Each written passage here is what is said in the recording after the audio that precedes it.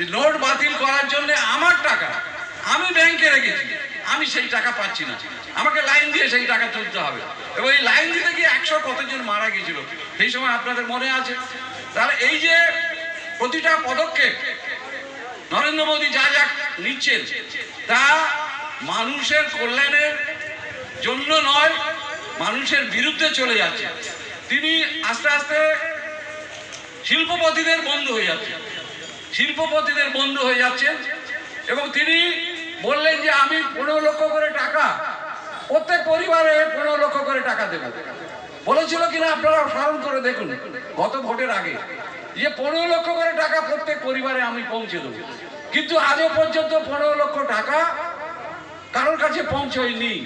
তিনি বলেছিলেন বছরে 2 কোটি করে বেকারের চাকরি দেবে, কিন্তু একটাও বেকারের চাকরি হয়নি এখনো পর্যন্ত। পক্ষান্তরে ভারতবর্ষের যে সংবিধান আছে সেই সংবিধানে আমাদের অধিকারের কথা বলা আছে, সেই সংবিধানে গণতন্ত্রের কথা বলা আছে, সেই সংবিধানে ধর্ম নিরপেক্ষতার কথা বলা আছে। আজকে সেগুলো আজকে বিপন্ন, আজকের আমাদের ধর্ম নিরপেক্ষতা বিপন্ন। আজকে ভারতবর্ষ স্বাধীন হওয়ার পর সমস্ত ভারতবাসী যারা এই ভারতবর্ষে বসবাস করে তারা সকলেই ভারতবাসী, এইটা আমরা জানতাম। কিন্তু আজকের আবার নতুন করে তিনি সিএএ এনআরসি বলে চালু করেছেন যে আপনারা ভারতবর্ষের নাগরিক কিনা তা আপনাদের প্রমাণ করতে হবে। তো আপনারা বলুন যে কি করে আপনারা প্রমাণ করবেন? প্রমাণ করতে গেলে আপনার আধার কার্ড, আপনার এই সমস্ত যে আইডেন্টি কার্ড আছে সেগুলো দিয়ে আপনি প্রমাণ করবেন যে আমি ভারতবাসী, আমরা ভোট দিচ্ছি, আমার জায়গা জমি আছে, আমার দলিল আছে, আমার সবকিছু আছে, তাতেও কিন্তু আপনি এই ভারতবর্ষের নাগরিক হতে পারবেন না।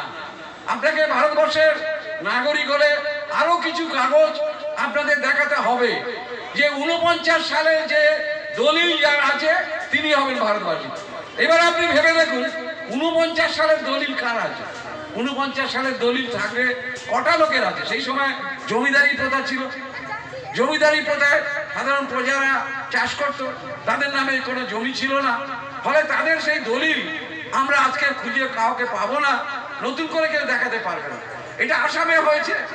আসামে হওয়ার ফলে প্রায় 60 লক্ষ হিন্দু মানুষ তাদেরকে একটা জায়গায় থাকতে হয়েছিল, ঘেরা জায়গায় বাড়ি ছেড়ে দিয়ে তাদের থাকতে হয়েছিল। দ্বিতীয় শ্রেণীর নাগরিক হিসেবে তারা পরিগণিত হয়েছিল, তাদের সরকারি সুযোগ সুবিধা থেকে বঞ্চিত হতে হয়েছিল। তো এই যে